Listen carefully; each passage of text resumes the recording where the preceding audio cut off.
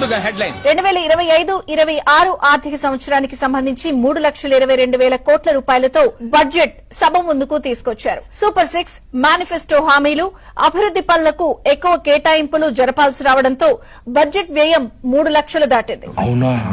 అబ్బా, మరి నేను మొదలెట్నా?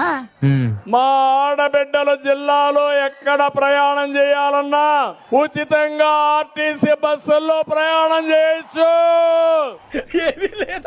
నెక్స్ట్ ఐటమ్ ఆడబిడ్డ నిధి కింద నెలకు 1,500 రూపాయలు డైరెక్ట్ గా నీ అకౌంట్ లో వేస్తాం. అవన్నీ గ్రాఫిక్స్ రా.